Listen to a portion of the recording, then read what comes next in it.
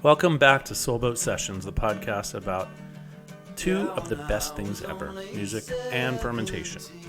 And this week's episode is so cool. We're featuring a bona fide rock star and actor, Brian Koch, who is not only a seasoned indie and folk rocker, having performed all over the world, literally everywhere from Portland's finest venues like Edgefield, but also the late night shows in NYC and even the Hollywood Bowl. But he's also one of the nicest and funniest and utterly most affable and humble dudes I've had the pleasure of meeting, so we're really thrilled he could make it here.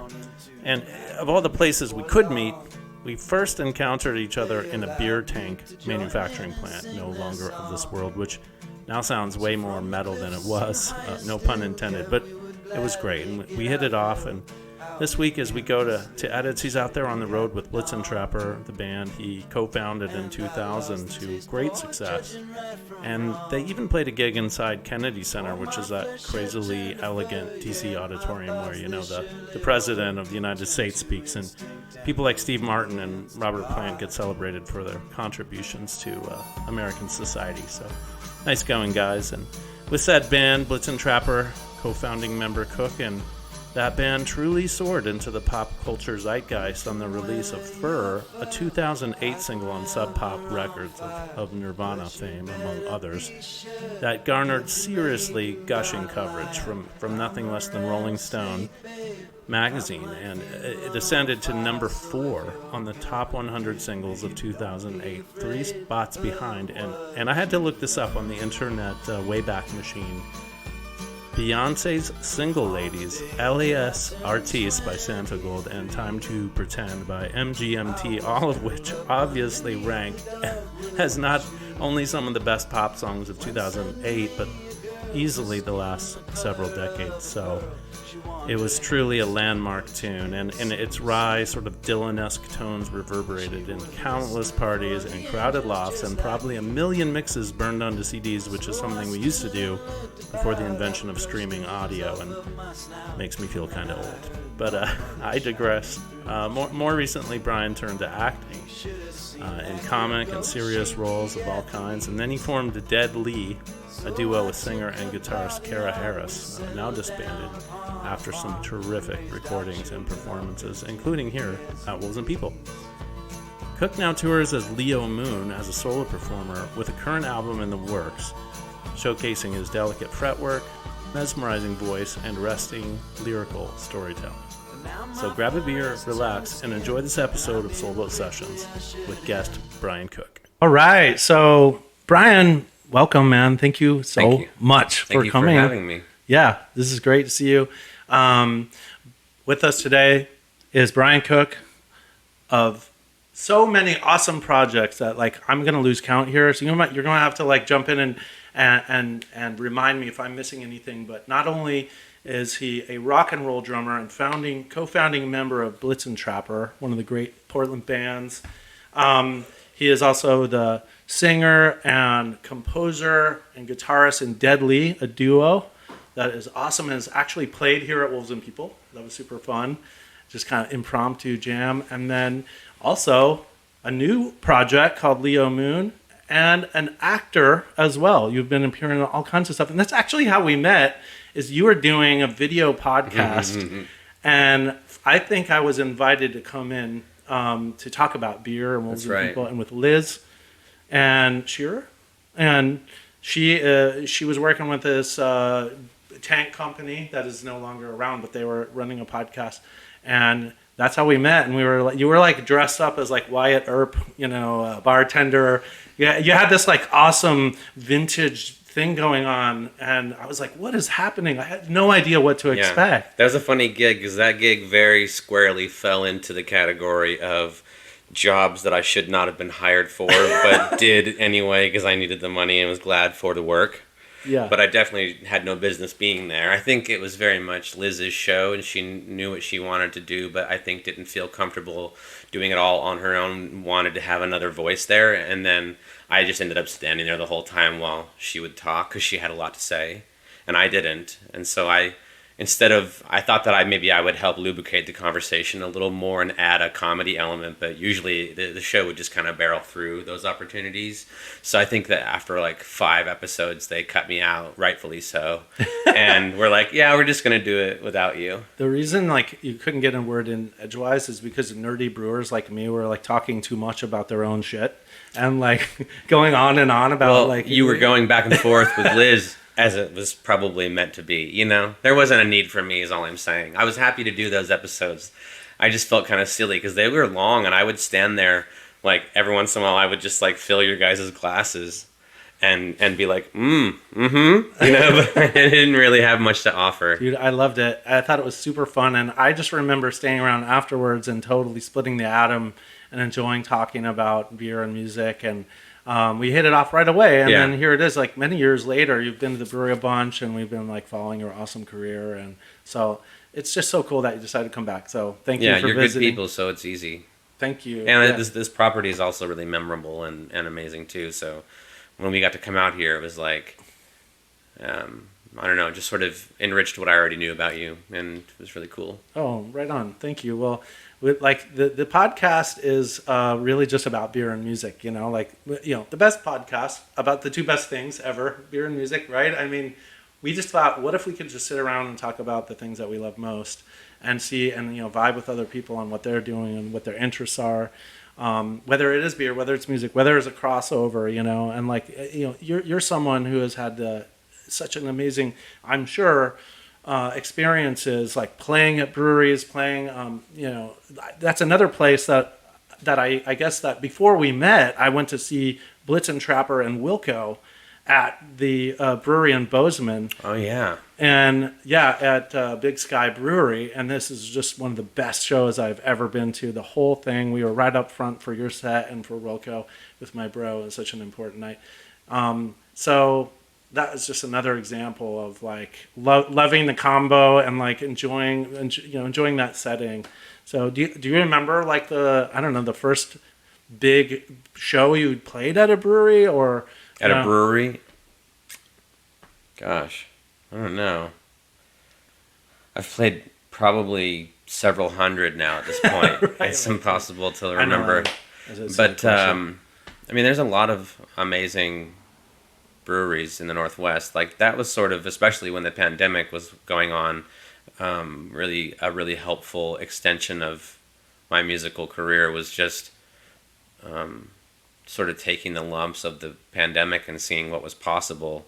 And we were already had our toes in the pool of the Cara and I in the winery and brewery circuit for music. And then when the industry shut down during the pandemic, the first thing that came open was wineries in the summer, breweries outdoor. Yep. So we did, when everyone else was not playing at all, we were playing a lot.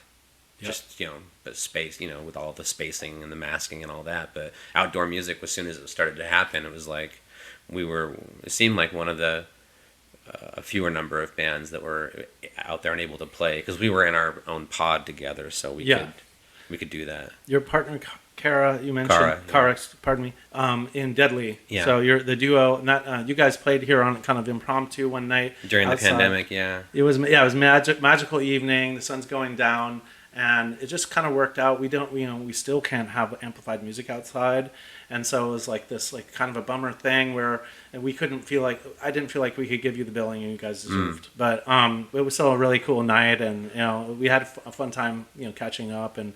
You know, in a low key evening and hearing you guys sing together was just so magical. So, Thank you. That's nice. Yeah. I don't know that we deserved any kind of billing, but we definitely, it was fun. It was more like busking because we just had 2 guitars and 2 voices and nothing electric as far as I remember. That's right. Yeah, no mics. Yeah. No mics. I mean, someday we want to have a festival here. We would love to, you know, we can do one. Perfect property for it. Like just the area is so beautiful. There's really nothing happening out here for live music, and you know, here in Newburgh, Oregon, where we record the show. We've talked about this at some point before, but there was an amphitheater here in the '90s that had amazing shows. Shampooey. Yeah. Incredible memories for me going to shows there in high school and college, or college, I guess only, but. Then it shut down. Yeah. And so since then, there's never been anything else going on. And the the nearest venue that is an amphitheater would be in Forest Grove, where McMenamin is doing their thing, and then Edgefield, and so we have total delusions of grandeur that we're going to build a massive outdoor rock festival someday. But I don't think it's delusional. It's grand. It is grand, but that's the best ideas are. And it isn't like it's coming out of nowhere. You've already got this property and the vision for it, so it just makes sense. Yeah, I mean, I should backpedal. We don't want to do anything grand or over the top. We just want to have a cool, grand in the sense of like flamboyant, maybe. Grand in the sense of like, oh, what a grand dress you're wearing. Ah, nice. Yeah. It'd be fun. I mean, we love playing music around on the property, and the bluegrass jams are fun, and it's got good musical vibes. It's amazing that it's like, I was struck just driving in, and it's like right off the freeway. It's like touching the freeway. Yeah, that tree line is. Yep. So, going back to around that era when we met, I was, you were so funny. You were doing like this, you were cracking me up. I remember bartending thinking, this guy's hilarious. What's that? On the show? Yes. Oh, I don't remember it being funny at all. And I thought it was really good. And you were doing, you're also an actor. You want to tell us a little bit about what's going on with that? I went to theater school at PSU in the early aughts. And got my degree in theater performance there. Admittedly not the most prestigious school, but I definitely poured every ounce of energy I had into it. I really got the most out of it that I could. And an enormous school student loan bill that I have probably very little expectation to pay. But I had a really great time there, and I started a theater company right out of school. Did a couple shows, and they did pretty well. And then the band got signed to Sub Pop, and we started touring. And we started touring so much that doing theater just was scheduling logistically impossible, because it usually takes about 3 months to do a production, like 6 weeks of rehearsals, pretty typical, and 6 weeks of performance. And maybe you might get it down to a month each, but that's still 2 months, and we were never home for more than 2 or 3 weeks. Gosh. We were just always coming home and going out, because we were young and hungry in those days, and we had just gotten signed and had gotten a little bit of buzz, and so we had a lot of offers, and we just would take them all. Yeah. And so we would just be touring all When the you time. say offers, like to play at festivals and... Some, yeah, more after the next record, but right away we were getting offers to open to jump on bills, or maybe it was, I don't even know if we were getting the offers or if we were just like, if our management was submitting to them and they were just accepting us. But however that transpired, we were able to suddenly we were not touring at all, and then suddenly it was like our whole year was like booked out, and then the next year same thing, and all that touring busyness started in 2007, and then that's kind of when I stopped doing theater for the most part. I did a little bit in 2008, did another show, and then pretty much decided I didn't have time, and so I got a talent agent here in town, or in Portland, Dennis Troutman, out of the Option Agency. He's been my acting agent since like 2009, I think. Awesome. Yeah. Yeah. He's awesome. And got a squad. So I don't do a lot of acting, honestly. I do a lot of auditioning, but I don't act as much as I'd like, because it's just so competitive. But I'm auditioning all the time. I book very, very little. Well, and when I do, I'm really glad for it. But yeah, of course. I enjoy the some of the shorts and comedy shorts and stuff that you've done with it. There's a friend of yours that you guys did some kind of skit, one was a music festival kind of based thing, I feel like, but anyway, it was really fun. Probably my buddy Aaron Ross. We did a bit at Pickathon, like on location there. Yeah. That's awesome. Yeah, they gave him the chance to have a small budget and make a comedy material that would hopefully be fun to write and make some kind of sketch thing or improv or something, and then they would release it in bundles to advertise. Pickathon was the idea. Yeah. So we made some dumb, like, Point Break style parody. So stupid in the best way, but like, I don't know that anyone saw it, but it was fun. My favorite part was we did a sketch where we were juggalos who were at Pickathon and being like, wow, this place is amazing and there's like no violence. I haven't been stabbed once. It's incredible. Juggalo gathering. And they were like, it was two. the idea. It was also like, because I think people have sort of a wrong impression of juggalos as being, like aggro, which I'm sure some are, but they're aggro, there are like super aggro hippies. That's true. Yeah, and sometimes a lot, but like, I don't know. So we were kind of riffing on the idea that these guys were like the sweetest, most innocent people ever who just loved music and were having their minds blown by new bands. Oh, that's awesome. It was fun. Pickathon's such a magic environment. Have you been to that, Andrew? Pickathon? Okay, you got to go sometime. It kind of stopped for a minute during the pandemic, but I've only been once. But there's a concert. What year did you go? Oh, I went to the year that let me think here for a second. I wanted to see the War on Drugs, and they were playing in the woods stage or whatever. So. That must have been like 2016 or 18, somewhere in there, several years ago. And I couldn't stay that long. There was something going on, but I remember cruising through the grounds and just feeling like that. For those people listening, Pickathon is a festival based on a farm outside of Portland in the woods, and it is, on what Happy might Valley. sound. What's that? Happy Valley. Happy Valley. That's right. It's in the Happy Valley. It sounds, kind of like super hippie and idyllic, but they really pull it off. In the best years, the venue there's hay bales everywhere. Everyone's low key. There's a bunch of camping. There's stages that are like back in the woods with a tree arching over the stage. It's aesthetically really amazing. Amazing, Beautiful. right? Yeah.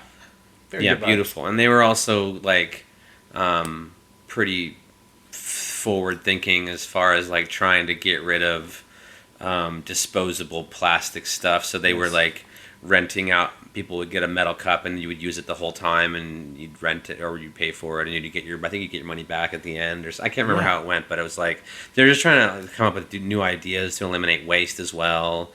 Not the most sexy topic, but it was a very interesting small festival. But it's interesting how big it's gotten. I think it was sold recently.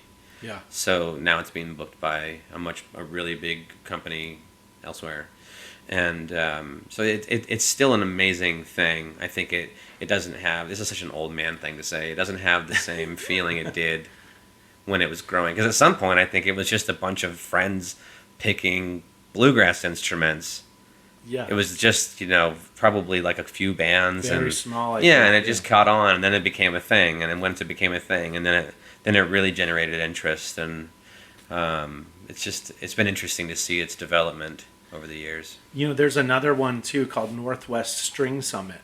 I think they had their last one. Okay, you're right. That was the last one. That was Yonder Mountain String Band's thing, and I went to that with my wife, and we were amazed at how rustic it was. It was sort of like Pickathon on patchouli, distilled to the 1000th degree. It was so rootsy, deep in the woods. Everyone was like definitely altered in the on magic mushrooms. There were little kids running around. Which I find funny that one would want to listen to 9 hours of bluegrass, fast picking bluegrass on those kinds of drugs. Because to me, I would be like, that would drive me a little batty. Hey, don't knock it till you try it.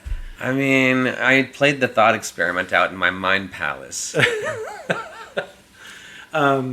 Well, yeah, it definitely had that feeling. And at night, things were, we had to get home, but things were getting pretty loose and crazy. But it was fun, It's just about playing music in the woods, being outside in the summer and warm and dusty, kind of, and it was really. It was nice.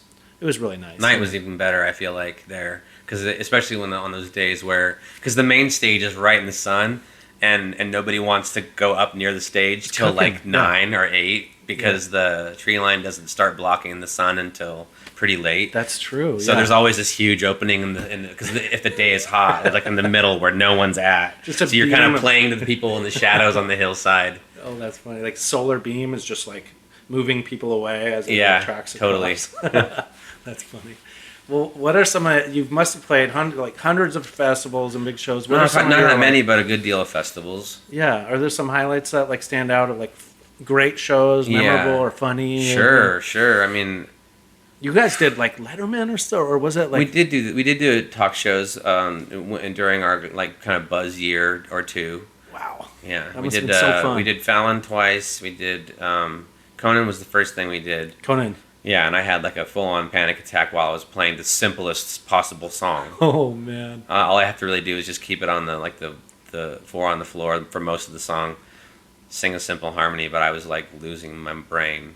It'd be intense. The lights, the whole I just thing. wasn't used to TV, and so in my mind, I had tricked myself into thinking about all these people watching it. Trying to just like getting lost in the thought of all these millions of people that might watch it. But that's not how it goes. You're just playing to the room, and I didn't know that really at the time. I didn't know. I just was in a panic attack. Completely natural to be nervous though in that moment. Yeah. You know what I mean? Like Conan O'Brien is an incredible character, and like he's like 6'6" or something. Yeah, he's a and big guy. What if you if you caught his eye and he's sitting over there behind the desk, kind of like giant? You might be like, oh no, what's happening? He's imposing. But he was nice. I didn't talk to him. He talked like for 2 seconds, I think, to Eric. Come up and shake. Yeah, but he was he was super funny. What was amazing was seeing in the dressing room. There's a little monitor that like feeds you what's happening on stage as the techs are working and everything. And at some point, he came out to work on some stuff, and they had the lights up, and he was sitting there and had like no makeup on, and he looks vastly different. Interesting. Because then when he comes out, because of the lights and the camera and everything, he's got a shit ton of pancake makeup on. So his skin's a whole different, like, unified color. Whoa. Whereas I think without it all, he's a creature of the night. He's very pale and pasty, and just it's interesting to see that difference. Like he lives in a darkened studio. That's his real face, Yeah. And because you're used to seeing the pancake makeup version. Right, and his hair's all done, big suit and everything. I guess these days he has a podcast on which he seems he's more his normal self. So you see that, but it was interesting at the time because I had never seen like his real face. Right. But the best part about that was afterwards, even after like surviving this panic attack. So you made it through. Yeah, if you watch it, you can't tell. There's just like the faintest glimmer of fear in my eyes. But if you watch it like afterwards, as soon as they cut. Max Weinberg came up and he was like, "Wow, you guys were really great." And then he like shook my hand and he was like, "That was really musically beautiful. It was really beautiful music." Max Weinberg said that. Yes, that is so awesome. And I was like, "Okay, I'm feeling better now." Oh my God, what a huge compliment! Yeah. So he's the band leader of the band. He's Bruce Springsteen's drummer forever. Yeah, an incredible drummer. Yeah, incredible band leader. He's like the Jean Baptiste, of Conan in that era, and that's amazing. Yeah, amazing. And he was what a showman. The way he plays too. Uh-huh. He's like that drummer who's like sort of like somehow levitating over the set and smiling and like. His head is still, but his like hands are flying everywhere, and he's like doing fills. Like and just some like sesh player sitting in for a church. He's like so happy. It's like like a gospel player or something. Yeah. But it was really nice to he didn't have to say anything to me. It was nice. Maybe he saw the fear in my eyes. Well, sure it was an awesome performance, and like being on TV, being in New York with your bandmates, how fun, It's super fun, especially because I can't remember that. I don't think I ever went to New York City before touring. So that was the year that we were. Well, within a year and a half of that, we were doing all of our first major touring of like our first time hitting the big cities and doing a full circle of the states, and then going over and doing our first like 6-week long tour of Europe with opening up for a San Francisco duo called Two Gallants, and just seeing so much of the world and having all these firsts as a band at the same time. It was pretty amazing. It felt like this is about as good as it gets. Oh, I'm sure. I selfishly, or just because I love Belgium and we're all about Belgian beer here. Did you go to Belgium? Did you guys tour? Oh yeah, been there a bunch. Ancien Belgique. I was just there in November 21. Really? Yeah. Okay, this is a great venue. I got a good story. This is such a sort of like niche-y story about beer that I feel like I have to tell it because I saw you guys opening for Wilco, and I was the short version is I was in Brussels when Wilco's posters appeared around town, staying in a youth hostel, and there was a gal staying there from South Carolina or something, and I'm like, "You want to go catch the show?" I'm like, "Who's it?" Wilco. It was in Brussels. Yeah, this is way back. This is '96 or early '97, spring of '97, And so, I mean, ancient history at this point. But she's like, Wilco from the U.S.? I was like, yes, I think. I mean, their posters around town. What year? 97. Oh, wow. So being there was, it was just released. AM and Being There had come out, and that's it. And so we went down to the venue and kind of waited, and sure enough, out comes Wilco. It wasn't sold out. And they played a kind of a rock show, like kind of belting it out. And I was like into the alt country, the mellow sounds of that album. I love it still. It's one of my desert island records probably. Being There is so good. And they belted it out, and I had this newfound kind of like awe of the band and the vibe they brought. And we're standing around after the show, kind of high-fiving, drinking beer, and like suddenly we're standing there with the former drummer, Ken Coomer. And he was like, "Hey guys, how's it going?" We're just standing there, and I'm like, "Oh yeah, that was awesome." He's like, "We're gonna get a beer," and I'm like, "Do you know where to go?" And like, I just moved here like yesterday, but I know the name of a place. So he and I and this gal and one of his roadie colleagues from the tour went to a bar in Brussels called Ultime Hallucinati, which means last hallucination. And we went in there and ordered shitloads of beer. And they're like, "We got it. We're buying beers." And you don't have to do that, you know. But I'm like a backpacker or a student, basically, at this point. And totally in awe that this is happening as well. I'm like, well, how is this happening, you know? We had so much fun. And then drank a bunch of strong beers and wandered out into the Grand Place. And we're going across. And then we run into Jeff Tweedy and all the rest of the guys. And they're on their way. He doesn't really drink that much at this point. And everyone else going the other way. We just kind of stopped for a little moment in the Grand Place of Brussels and just like, "Hey, you know, it's yours." That's amazing. Low key. But it was just like such a nice memory. Yeah. And yeah, he later left the band, but I got to meet him another time. When they played a Portland show and I ran into him another time, he was like, "I remember you from Brussels." And it was like, yeah, we drank a lot of beer that night. So it was just like such a fun memory of being in Brussels and being surprised by everything and drinking crazy beer. It was just one of my happiest memories. I can see why. I mean, those guys are just the best. So good, right? I mean, what was that like? If I may, ask, playing with them or touring with them? Oh man, it was like heaven. It was like I don't know. They're doing something that I respect so deeply, and take so many cues and notes from. All the members are so good at what they do, and they do it so well together, and they still love music so much that they get together before the show and jam out versions of older songs that they may have forgotten, or they're always mixing up the set. It's a very fan-centric way of performing, like, and maybe it's selfish in the sense that maybe they like that maybe Jeff likes to keep it mixed up. I don't know, but it seems like the effect is it's really amazing for hardcore fans because they're going to hear the songs that they want to hear that maybe don't get played normally, or if you go, it's going to be different every time. I just kind of love that. Like they play long shows, and when we were touring with them, I would sit side stage for almost every show and watch practically the whole thing. What was it about them? Like, I guess as a drummer, like to me, the rhythm section, they've been together so long. This current lineup for many years. I mean, I think of them as such a multi-layered band, like so many different things going on, great songwriting. They can kind of change gears, they can go from like this like mellow, almost whispery, acoustic balladry to like prog rock, in the same song. Yeah. It's incredible. Yeah, their records come out. In fact, right now I'm listening on repeat this super long album that they just put out called Cruel Country. Have you heard it? So good.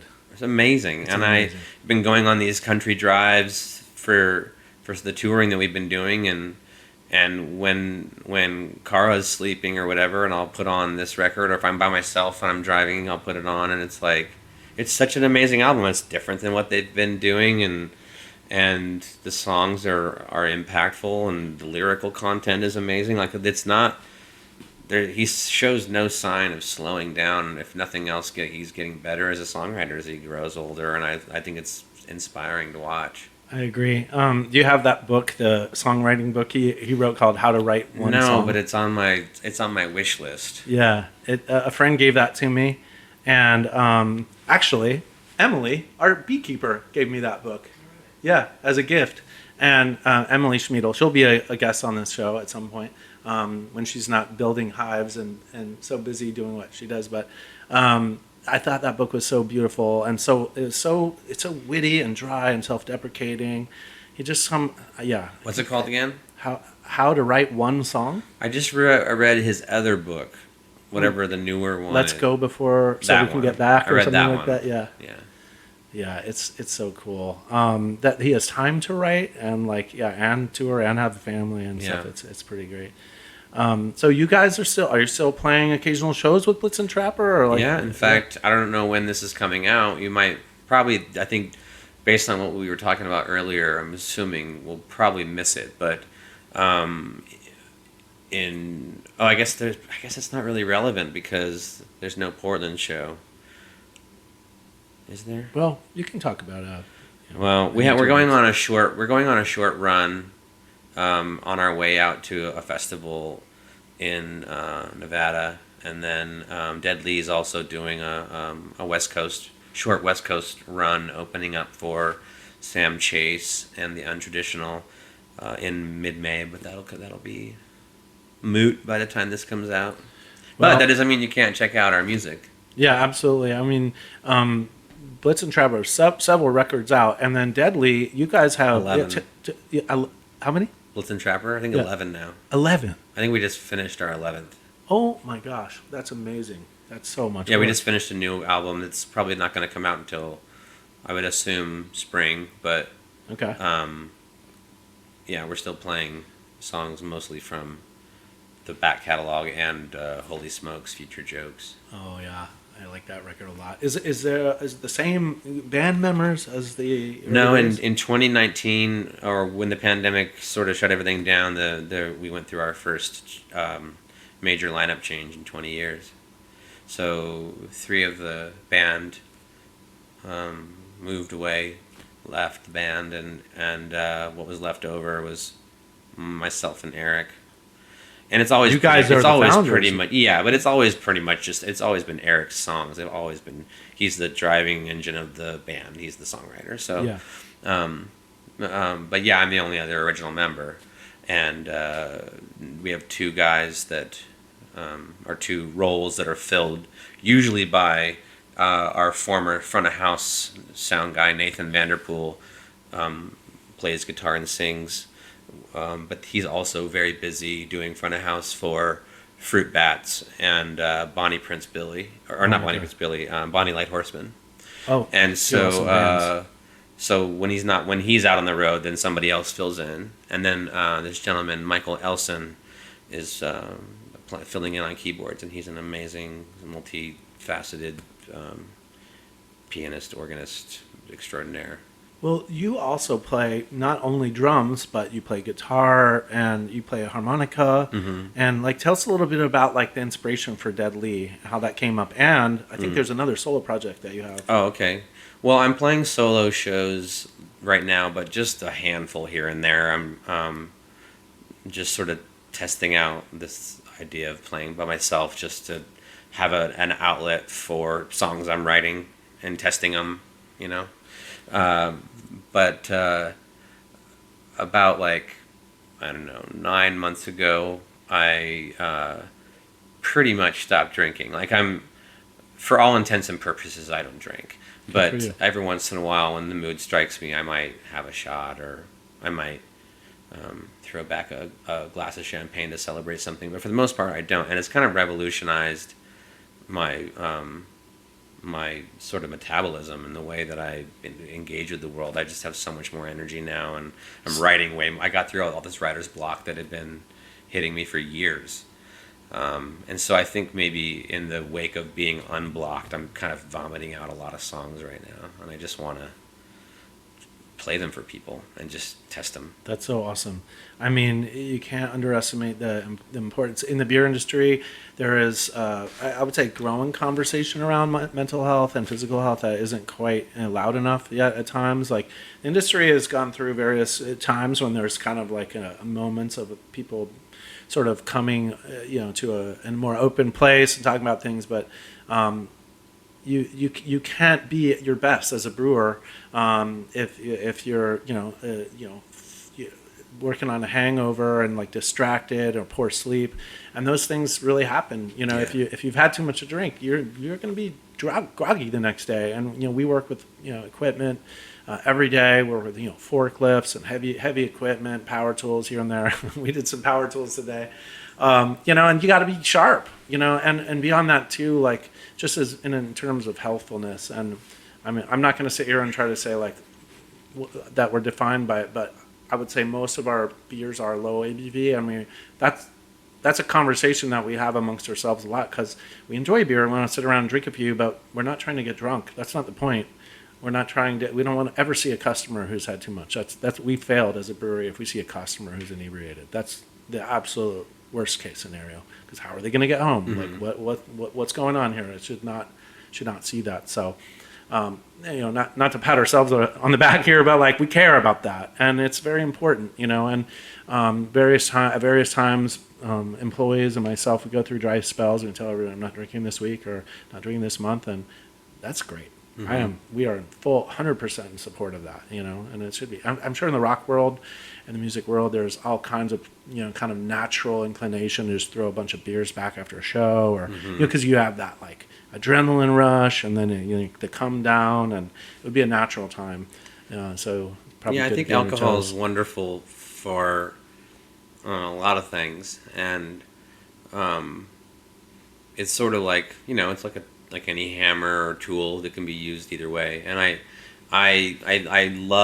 had like a honeymoon phase with it when I was younger, where I didn't see any of the downsides, and I just youth was like, yes, this is amazing. And then after a while, I think I started to recognize it was just a cheap, not really cheap, but it was an accessible, socially acceptable way to kind of numb a lot of stuff going on in my life. And there's no stigma around using it to numb. And after a long time of touring and just habitually getting into a place where I wasn't really choosing to drink anymore, I was just like fulfilling this like daily social contract of just drinking for the sake of I don't know why, just drinking every day. So it couldn't really be special. It was just something I had to do, or out of boredom or habit or whatever it had become. And so I just wanted to not do that and have a little bit of money in my pocket. And so when I stopped for a month, I was really like wowed by how amazing I finally felt. I was like, I haven't felt this good in a long time. So I just stopped for another month, and then it became 3, and then it became 4, and it's been 9 now. And it's not something I'm consciously like avoiding or like I will never drink again. I just like how I feel. Absolutely. And yeah, that is rad. And I also can't discount the fact that it did unblock me artistically.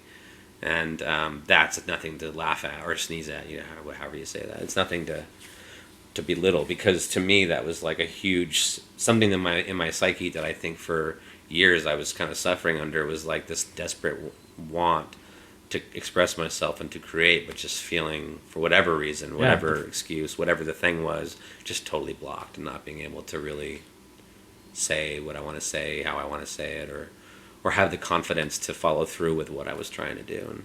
And so it just changed things radically, and so that's the only reason for doing the Leo Moon shows, is just like wanting to just try things without any like pressure, because there's no pressure. It's like I'm playing shows at like McMenamins and places where people may listen, they may not. It doesn't really matter. Yeah, tell us more about Leo Moon and the creative sort of like impetus behind the name and the songs that you're doing. How does it differ from Deadly? And well, you were asking me earlier about how Deadly was born, and Deadly started out with Cara and I. We were living together. We were a couple, and we were just sharing each other's songs, and we realized quickly that we could sing really easily and well together, and so it was just fun.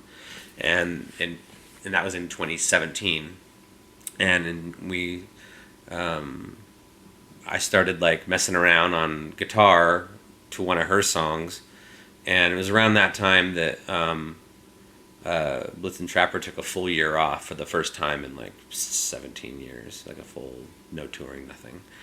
And suddenly I was just out of needed work, and so we put together a little EP recorded at home, and I just sent it around to a bunch of wineries and breweries, and it actually was well received. I was pretty shocked because it was a pretty low quality recording. I don't know what I'm doing. I just made it on GarageBand, but it caught people's attention enough that they booked us, and we ended up playing a ton. And that little tiny EP recorded for like $40. It got us to like Europe and to Ireland, and so awesome. Yeah, I was like, what would happen if we actually recorded professionally? So then we did our follow-up EP, which is our last one, Ride or Die, and then the pandemic happened, and we kind of put it out during the pandemic. But we're in the studio right now to make our first full length with a full band arrangement. Really? Yeah. Oh, that's really exciting. Yeah, it's a whole sonically, it's a whole different world because it's not just, it's like, it's still limited, but like not as much. Like we can do like, rock. It's gonna be a lot more upbeat, rock and roll. Nice. Oh, that's exciting.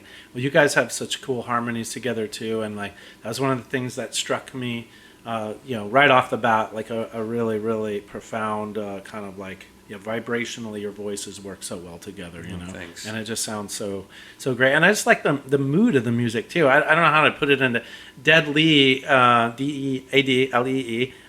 You can find out more about them online if you have an internet connection, which you should. But like, look, go and listen to the music. I love the mood that is. It's sort of like this Roadhouse kind of like troubadour traveling, a little wistful, melancholy, a little dusty kind of. It's just like a really archetypally American sounding music. It's really fucking cool. Yeah, I don't really like to. I'm really bad with labels because I think I don't know. I think word games get people wrapped up into the part of the brain that's not as important as listening to music is. Like. I think when you're listening to a band and you start thinking things about like, well, where are they from, or what, this and that, I think you're kind of out of it. I think it's like experiential first, and then the thoughts and the discussion come later.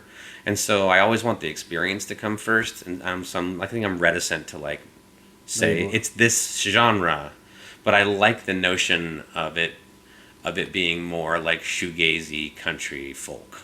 I don't know. Something in there because there's like a psychedelic element that we're trying to pull in, as well as keep it honest to the kinds of songs we write. This new one's a little more expansive. It's just like there's more ideas involved. It's a little more. It's got like 90s grunge elements in it. I think. I mean, that's how I hear it.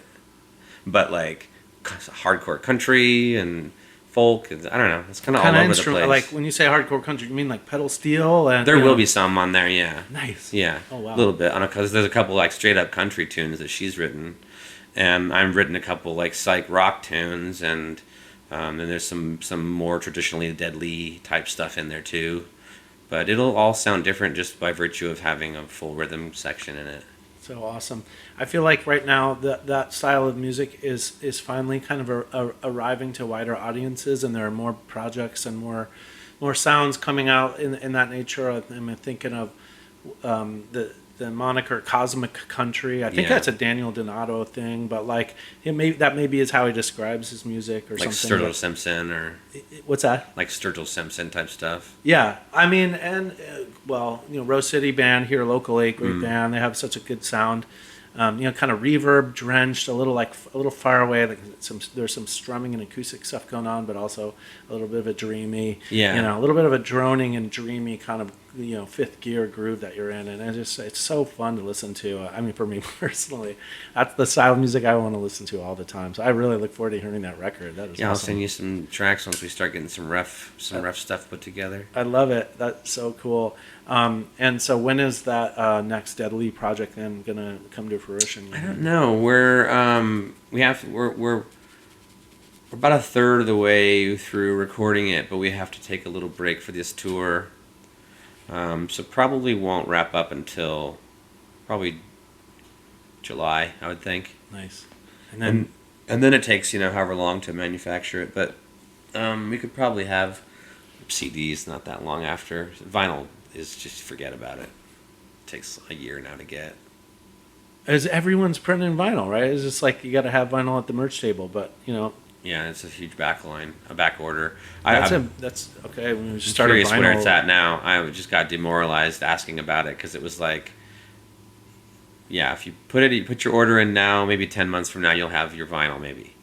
wow. And then like, okay, put it in now. It's actually going to be more like 11 months. I was like, I don't know. Do you remember the first record you ever got? Like Mine Yeah. that I bought. yeah, like when you went to a record store, like Music Millennium or wherever you grew up. Like where did you go and buy that first record and come home and like? I don't remember what the first one was, but I remember when I was living in Salem at my parents' house, and I was working as a pizza delivery driver, smoking hella weed all day.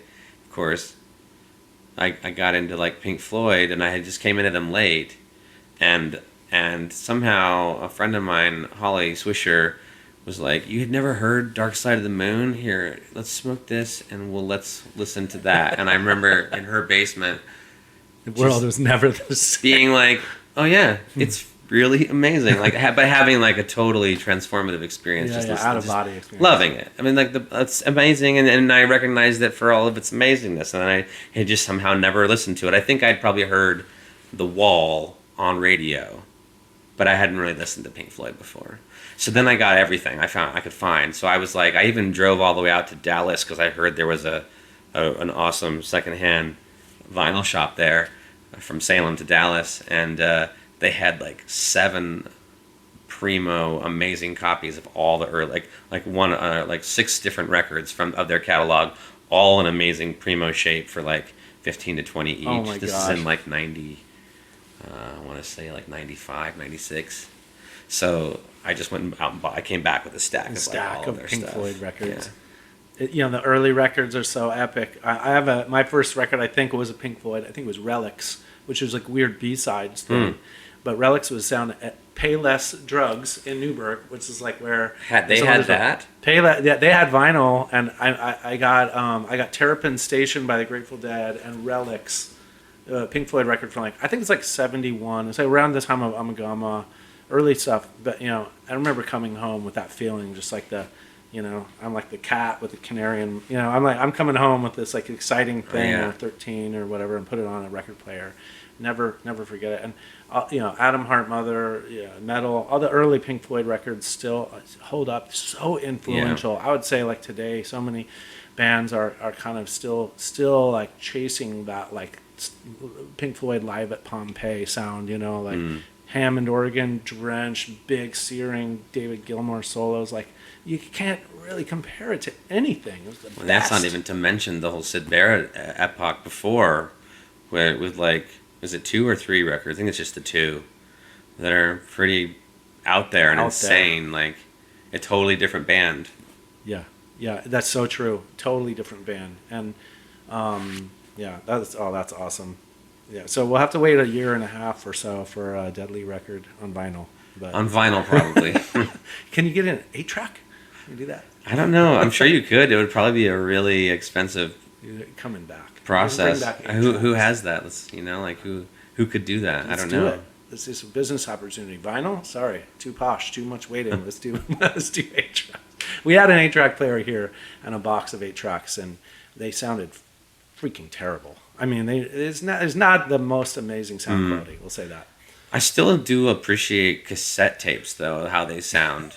It has a really interesting compression. Yeah, warm. And it doesn't have, obviously, the fidelity, but there's something charming about it. When you crank it, on nice sound system, it sounds really good. That's so true. I went to my storage unit today, boring topic, but I opened the door and like 50 cassette tapes came tumbling onto the ground because something shifted and they fell. So I'm picking these up and like, not only have I had this storage unit for way too long, but why am I still holding onto this tape? I'm not even going to go into what it was, but there are like 30 tapes that just like spread across the like wet pavement, and I'm like picking them up one by one and like, oh yeah, I remember that. Oh, that's a jam. Oh, I might keep that, and tapes are, you can still get a tape player in your car, Yeah. You should have a cassette player. I still listen to CDs in a van because that's all it came with in our van. But I had like I had a big box of like 200 or so, 100 or so VHS tapes that I was carting around from house to house, moving that I did not get rid of until finally like 2 years ago. Oh. I had two, and until then, I always had two VHS players in case one died because they're always so crappy. But I always was like always, and then for the longest time, you could get 2 or 3 VHS tapes at like Goodwill for like $1 or $2, and it was a nice nostalgic medium. But then I just got so sick of moving it all around. Too many. We were literally talking about this today. Andrew had a collection. What is the jewel of? He told me what is the jewel of his collection was. What is the jewel of your VHS? Well, it was, but I gave it to a friend. This is how good of a friend I am. Is I had an original pristine trilogy of the Star Wars 4, 5, and 6. Oh wow! Okay. Before Lucas tampered with it. Oh yeah, before it was ruined. Yeah. Jar Jar Binks and everything else. Yeah, it was like before he went back in and digitally remastered anything. It was the original trilogy. They changed. Oh, that's a rabbit hole we shouldn't go down. But but that's an awesome. Yeah. I don't want to give that guy any more lip service than he's already got. We're not going to go down that rabbit hole. Yeah. Awesome. Well, VHS, it's still out there. Yeah.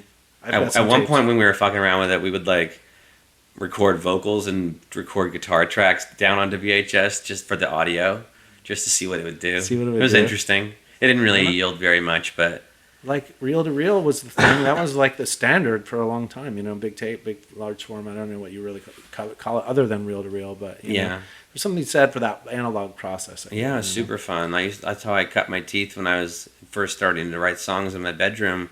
Was on a 4-track Tascam, just learning how to multi-track, learning how to compose with multiple instruments, and I still have all those tapes too, and they're horrible. But like I did years of horrible songwriting to get to decent, But you have, so good that you kept them and that you respect that history, because you got to know, it's all about the process. Yeah. Like not to be too on the nose about it here, but I have bottles of my first homebrew and it was fucking terrible. Like people spat it out and like their eyes bulged out and they were like, "Why are you trying to kill me? Like this is terrible." And I remember thinking, I will do better. Like I've got to get better. I cannot serve someone a beer again and have that reaction. This is really embarrassing. But not that that everything has to be just a crowd pleaser, But like in beer, it helps if people are nodding along, Yeah, clapping along, right? Yeah. But it motivated me, and I kept those. I have a couple cases of them in the basement somewhere, and just like pull them out every once in a while and look at it and be like, yeah, that's the thing. That was the moment that I wanted to make beer for the rest of my life. I didn't know it was going to be terrible. If that had been like the best beer you ever made, and you never got that good again, how long would those keep?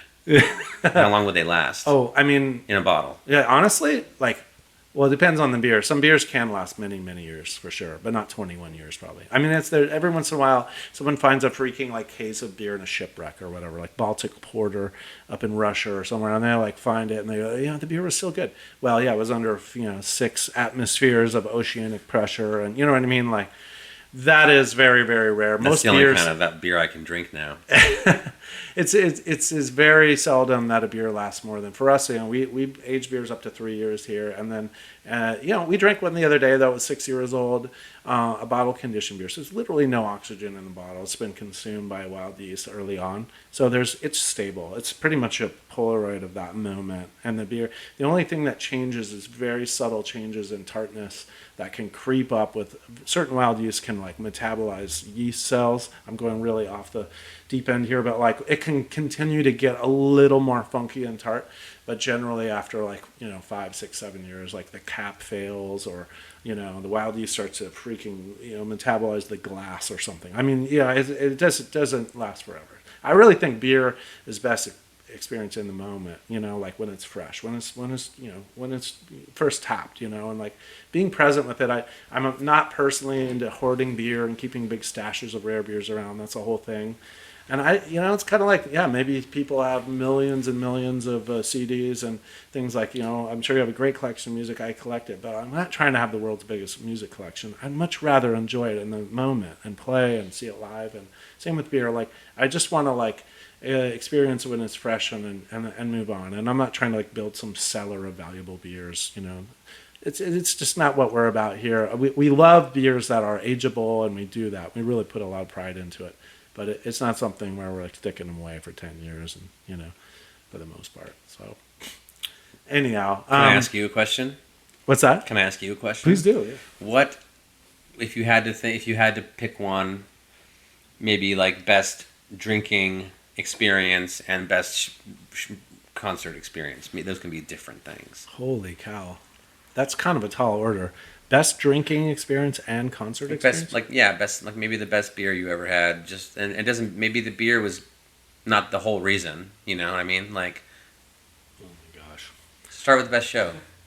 And the best show. I mean, gosh, the best beer. There's a lot of moments that are kind of seared in my brain where sort of like the setting and the timing, the friends, or the whatever it was going on in life, it just felt so incredible. It's really hard to pick one, I know. After a lifetime, of doing it.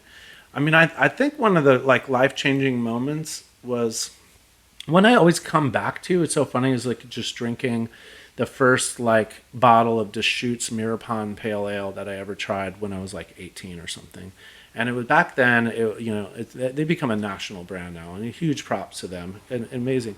But back then, they were still kind of an indie, in fewer states. And I just remember smelling that beer from the cap distance from my face and sort of thinking, what is going on with this and the hop character?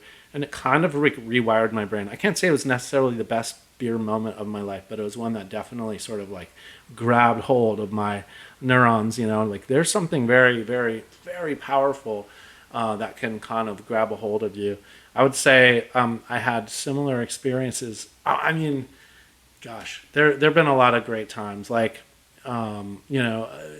simple moments with just friends, like on a rooftop in Brooklyn. When I lived out there for a long time, having some beers and writing about beers.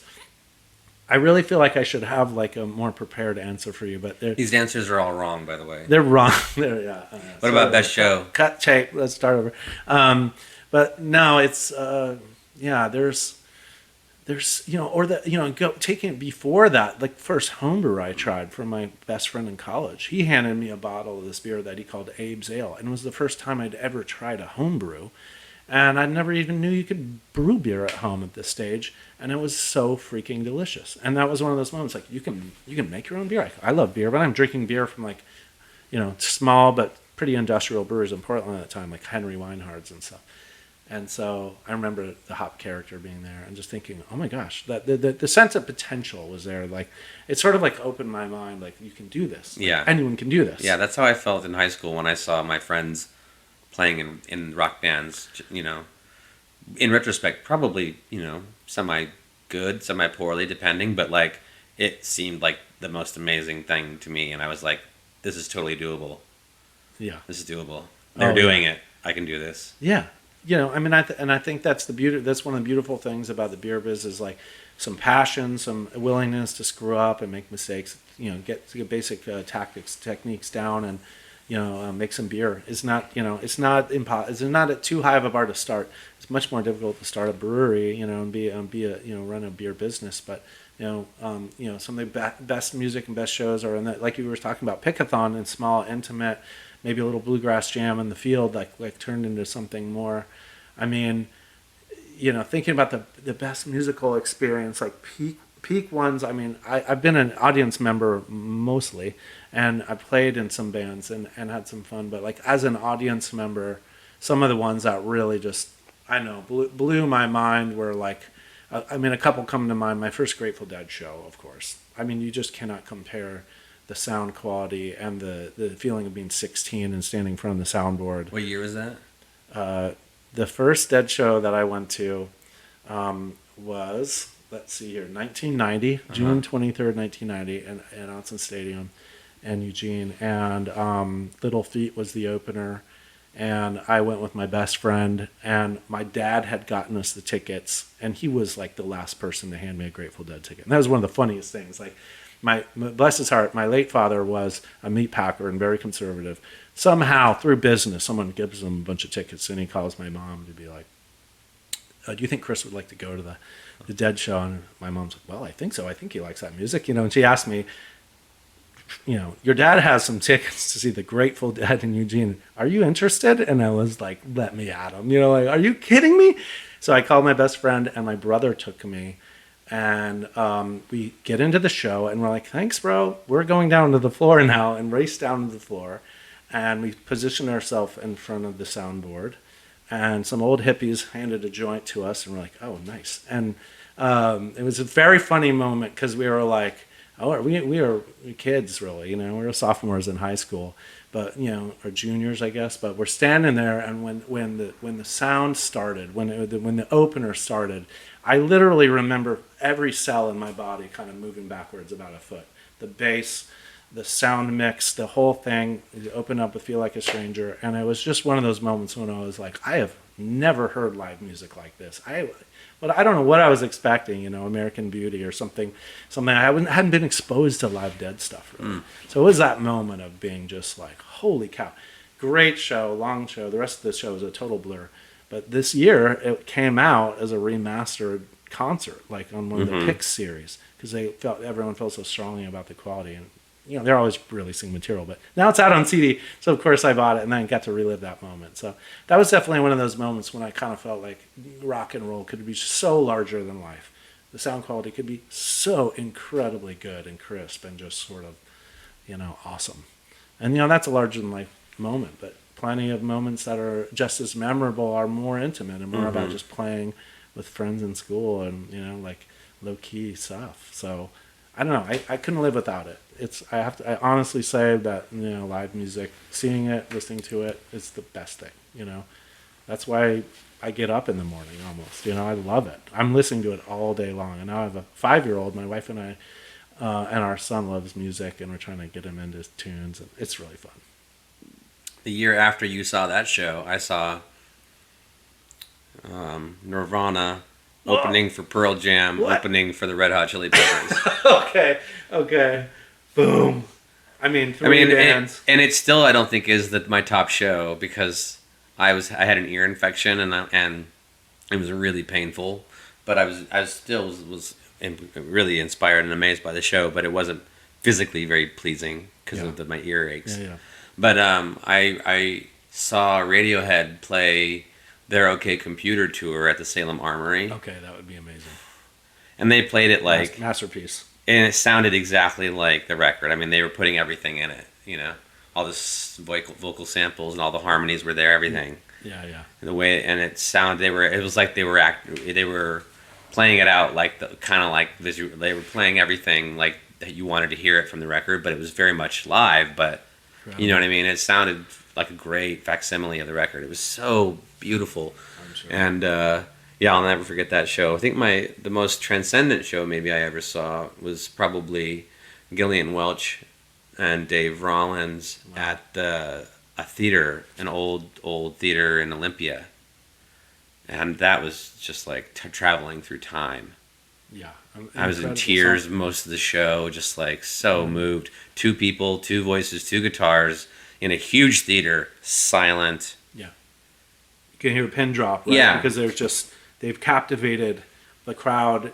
That stuff, their material, I can't reduce it to 1 or 2 songs, but there was a large output for many years, a bunch of records, and it was so. Her voice is so distinctive and incredible, and together, it was beautiful. I don't know if you kept up with them, but after they put out their last record, The Harrow and the Harvest, which is amazing, they finally put out a collection of 3 full-length albums worth of unreleased tracks I think it's called Boots. Boots? And it's like volume 1, 2, 3 or whatever, but there's like, I don't know, there's something like 40 songs on it or something. It's all good stuff. Like, it's amazing. Because they waited so long in between records to put stuff out. I thought maybe, I didn't know, are they writing? Or are they just like, what do they do? And apparently they were writing a lot. And there's all these songs are recorded well. They're not like they're not demos. They're all like just songs that didn't make it on the records. They're so good. Wow. Oh, I'll definitely A lot of it. I'll definitely check that out. Yeah, it's a big amount of music. That is awesome. Yeah, such a distinctive duo right there. That's so cool. I ran into them at a party after we played at the Hollywood Bowl in like 2000. I want to say 8. Wow. And we were opening up for Jenny Lewis, who was the middle act, and then Ray LaMontagne was playing with an orchestra. So it was just him and an acoustic with an orchestra. Wow. And which I don't know why they had us, but it was nice. Hollywood Bowl, man, that's the shit. Right there. That impressed my dad because he grew up in LA and he was like, "Oh my goodness, I don't like the music, but good job." Oh, now anyone would be impressed. That's the magic venue. It was really great, and I had a mild panic attack on stage then too. And it's weird playing during the daytime when you can see everyone staring at you. It's weird. Yeah. Too bright. I also smoked a joint like right before I walked on stage, which is dumb. When you're potentially nervous, don't do that. You know. I'm talking to myself, not to anyone listening. So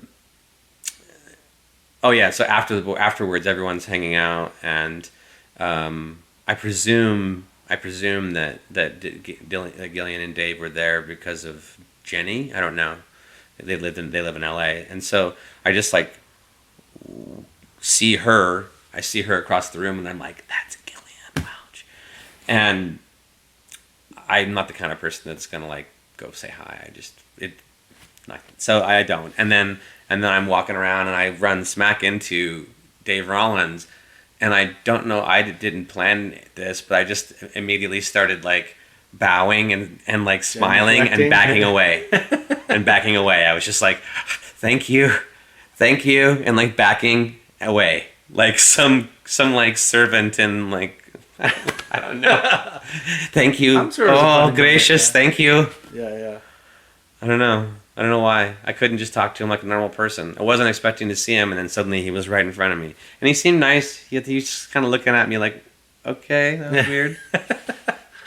Oh, you know, I mean, you see, it's a funny thing when you meet a musical hero or somebody, you can become very verklempt, you know, kind of like, what am I going to actually say to this person? I've met a few artists here and there, and I'm like, why am I standing here? What's going on, you know? Yeah. And, you know, I generally try to just like, button it up, you know, and like not ruin the moment somehow. But I would think as an artist, you want to connect with your fans, you know, once in a while. I'm sure he would have loved to have a conversation. He seemed fine. I was the one that didn't seem fine. You made it weird. I made it so weird. At the same party, stop bowing. we're just like dancing and with some friends of ours, and then Reese Witherspoon like walked up to our party and we started dancing. And we were like, yeah, I get it. And we're all having a good time. And then I think her party of friends, her girlfriends saw her and immediately just came in and swooped her away. They were like, oh, don't. Oh, that's classic. Don't dance with them. Oh, man. Hollywood Bowl memories. Yeah. Well, that's awesome. I've been there for one show, Dead & Company, on Halloween. It was magnificent. Great night. I was born in the LA area, so to play the Hollywood Bowl felt like a, you know, badge of honor or some kind, you know. Oh, for sure. Yeah, I mean that is the band show, the look of it, the whole way it's up on the hilltop. Yeah, it's super iconic. It's ridiculous. Yeah. It's so good. Well, speaking of music, is there anything you feel like you want to play for us tonight? Sure, I can play a song. Okay. Yeah, I mean the mic is yours. Like we would love to hear anything you're feeling excited about, or you know, like working on, or you know, from any band, any era. You're just you know, so. If that sounds good. Yeah, we're stoked. I'll play an original tune, something that's new that's not on anything yet. So this is a new song called A Stone Throne that is unreleased. It's unrecorded. Now it's being recorded.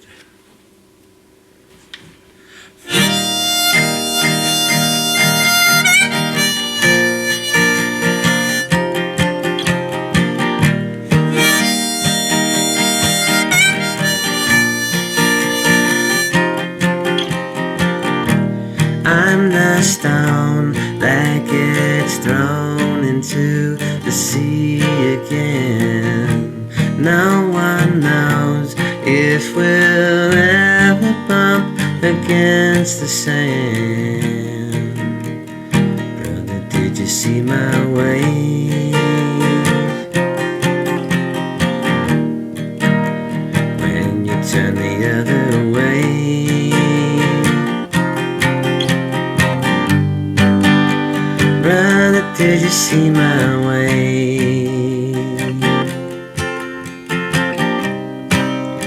Save it for a rainy day.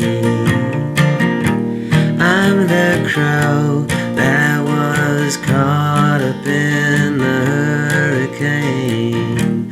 No one knows if we'll ever see the summer rain.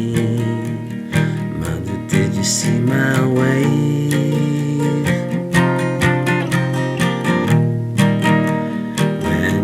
The other way.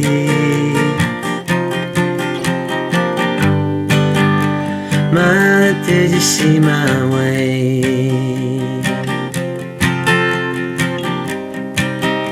Save it for a rainy day.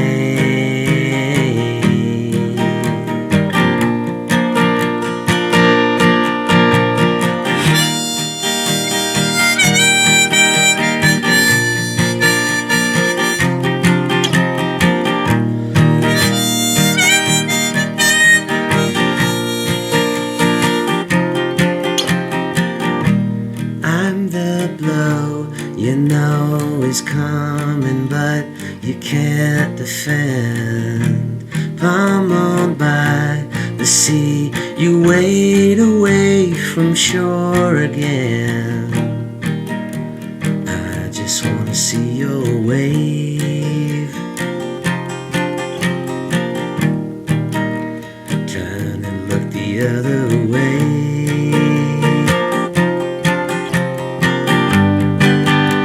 I just wanna see your wave.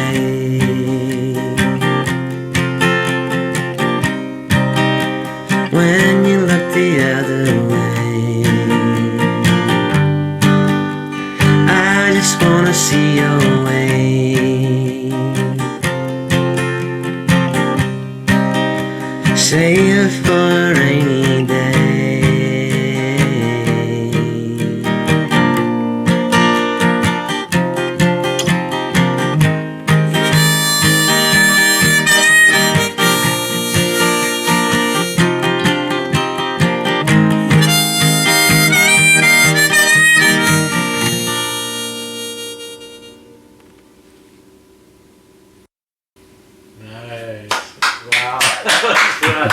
So nice. Thanks. I love that little key change at the where is it? F or I don't know where it goes. E major. E. Oh, thanks. Fresh. Thanks. Really cool. So, tell us about the song. Gosh, I don't really know what it's about. I mean, I kind of do, but I'm loath to sort of talk about it. I sort of like songs to just be about what the listener gets out of it. I feel like if I say, then then it takes away a little bit from what they might get out of it. But I mean, I suppose like the 10,000 foot view, it's about like feeling irrelevant in someone's life, I suppose, maybe, like, or capturing that feeling of feeling disposable. It's very melancholy, but there's moments in the song that I feel like kind of uplifting as well, and yeah, it's just really. That's really nice to hear, because I feel like I'm writing a real sad sack sort of genre, but no, not always, but often, and that's nice to hear that it doesn't come across as like morose. I mean, it's a deep song, no doubt. Really cool. Thank you for sharing. Oh yeah. Yeah, really good. Really, really good. Thank you. Your harp playing. Wow. I mean, so good. Oh, I just sort of follow Neil Young's school of thought, you know, like keep it real simple, just a few notes here and there. It sounds great. Thank you. It's very difficult, I imagine. I've never even tried to do both at the same time. Well, you can play guitar and sing at the same time, right? Yeah. It's kind of like doing that. That's hard at first, but then it isn't. Once you build the muscle memory, it's kind of the same. Yeah. You know, I was talk about musical moments. So I can't remember if it was Jacksonville or Tallahassee. It was one of those two in Florida. I'll never forget. Blitzen Trapper was on tour, and Fleet Foxes was the opening act for like 3 weeks across America.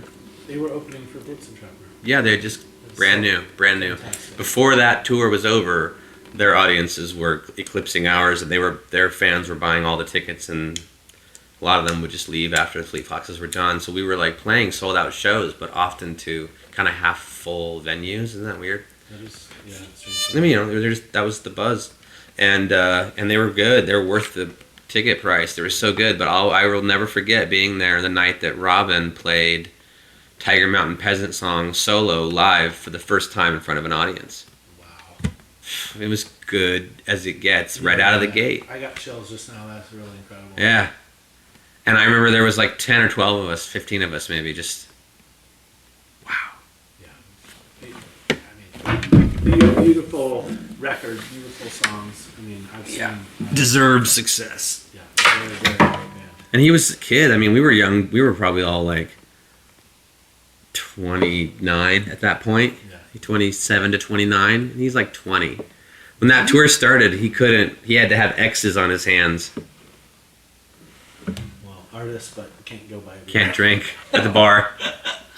Or maybe they were just turning 21 or something, but he and Sky were both so young. I mean, it was Tiger Mountain Peasant Song that broke him, I think. Was it? And that blew up. I feel like maybe one of the tunes. Yeah. Or White Winter Hymnal or whatever. What was the first... Anyway. I was following the I was on... That one, I think, maybe. Is that White Winter Hymnal? I think it's the... Yeah, I think it's the first song on the first record or whatever it is. Oh, no, it's a different one then. Yeah, all that was amazing. That was amazing watching them play every night. Let's see if I can do this one. So this is a song I just wrote yesterday called All the Fallen Angels.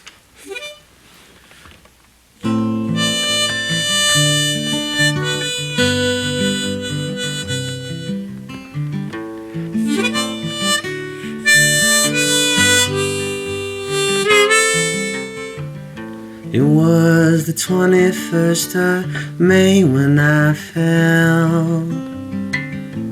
I rang my head against the earth like a bell. I woke up wounded at the memory of your face. What the hell am I doing in Los Angeles? All alone, half alive. All alone, half alive.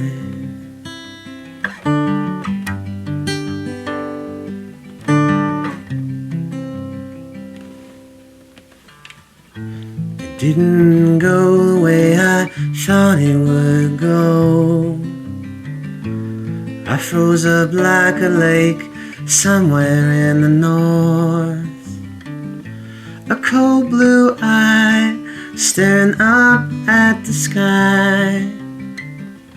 Dumbfounded standing there and waving goodbye. All alone, half alive. All alone, half alive.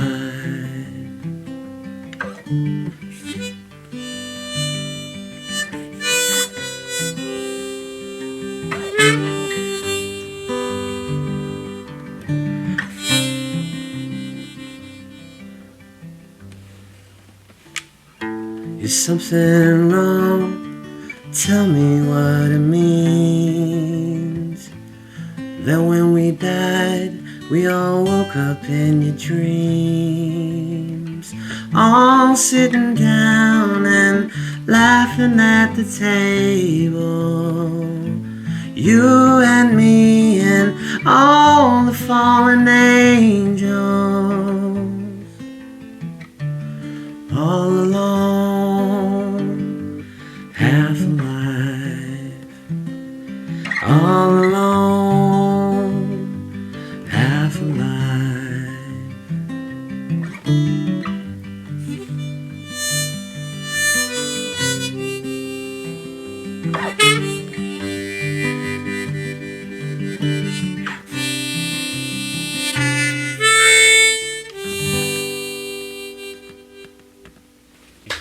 That was really cool. Thanks. This is brand new, but I flubbed that note at the end. But whatever. No. That's awesome. Thanks. You wrote that this morning? Yesterday morning. Wow, that's incredible. Thanks. It came together fast. I feel like it's the best songs kind of do. Yeah. Sometimes I'll work at a song, and later I kind of recognize like that the parts that it'll be fine, but usually the parts that are best are the ones that just came right away. And then songs like this, it all just happened fast. I had the progression. I was like, oh yeah, I like this progression, and I had a bunch of different melodies that I was singing over it, and then I just got a couple lines. And then I was like, oh, that's the first part of the verse. Oh, then I'll do the higher one. Yeah, oh, that's the higher part. Oh, damn, that's the verse. Okay, that's the chorus. And it was just like, within an hour, it was all done. And then an hour later, I had all the words. Very cool. Yeah, thank you for playing for that. Oh, yeah. For us. Yeah, my pleasure. Very cool. I'd never done that before. I've never shared a song that was brand new with anyone like that. Like just written. Wow. I would never do that. Well, Oh, yeah. We're honored. Is there anything else you want to share with the crew, like that we're our listeners out there? We are so grateful that you came. So where can they find? How about this? Tell us where everyone can find out about your music. Sure. Find Blitzen Trapper at blitzentrapper.com, and on social media just Blitzen Trapper. Yep. Myself, I have sort of consolidated all of my projects down to just my Instagram to keep things simple, which is not a simple name. I should probably change my handle. Right now it's Flannelly O'Connell, like Flannery O'Connor, but Flannelly O'Connell. Yeah. Okay. Flannelly O'Connell. And there's underscores involved, so it's Flannelly_O_Connell. And that's where you can find me, just to hire me for acting, for music, for voiceover, for whatever. Awesome. And that's usually where I will post about solo shows and acting stuff that's happening in my world, and maybe Blitzen Trapper stuff. But that doesn't really need posting. I do that's like does its own promo. Okay. But and then Dead Lee is findable. Is that a word? Locatable. Sure. Locatable. I think so. You can find Dead Lee at deadleeduo.com. That's our website. And on social media, dead_lee_duo is our Instagram handle. Awesome. Thank you. Well, thanks again for coming, man. It's been It'd be nice to come back with Cara and do another round. We'd love that. Yeah, you're always welcome. You guys can come, when the record's done or before, whenever you want. We'll come preview some tracks. Yeah, we'd love in that. a couple months when we're maybe like in the middle of summer. It would be great. We would be so stoked. That'd be awesome. Really, yeah, it's really, really fun. Yeah, thanks for having me. It's been a pleasure. Yeah, cheers.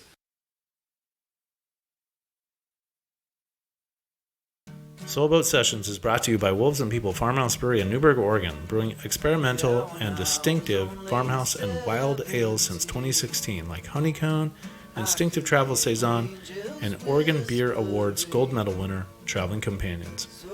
Look for our handcrafted beers across Oregon, distributed by Day One, and in great bottle shops in the following states so far: Colorado, North Carolina, Virginia, New York, and more to come. Wolves and People Farmhouse Brewery is open Wednesday through Sunday every afternoon and makes the ideal spot to gather with friends over a picnic and some award-winning brews with hyper-local ingredients. Look for the weekly Bluegrass Jam every Thursday. We're Wolves and People. Come run with us.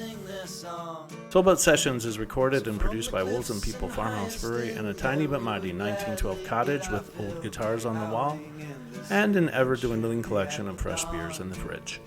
The show is lovingly recorded and produced and remixed by Andrew Kay, who plays a mean guitar himself, So follow him on Instagram at Andrew K. That's Kaye. I'm Christian DiBenedetti, your host and co-producer, and not coincidentally, the founder of Wolves and People Farmhouse Brewery. And we would like to thank the following amazing folks for helping make this podcast happen. First and foremost, Brian Koch. Thank you. That was awesome. Brian is managed by the Option Agency and PDX, Big Fish Northwest Talent in Seattle, and Urban Talent out of Salt Lake City and Boise. And you can find him on Instagram as IamLeoMoon_, and as well as Blitzen Trapper at Blitzen Trapper, which is spelled just like it sounds, BLITZENTRAPPER. Thanks again, Brian. We loved having you, and we'll see you around soon. We'd also like to thank Martin Guitars for making the finest ever, and which are often heard on this program, and the excellent local news and events resource known as Newsberg on Instagram as @Newsberg. That's NEWS like Sam, BERG_. So that's @Newsberg. And you can follow us on Instagram at the Soulboat Sessions and let us know what you think. We want to hear your rants and raves, and if you're really feeling the love, send us some $2 bills at Venmo at Wolves and People. That's spelled out A-N-D. We'll take your ideas for new episodes, corrections, complaints, odes of praise, and if you're an artist and you want to appear on the show, by all means send a smoke signal to podcast@wolvesandpeople.com and tell everyone you know that loves music and fermentation there's finally a podcast for both. So thanks for listening. Keep the strings warm and the beer cold, and we'll see you next time on the porch.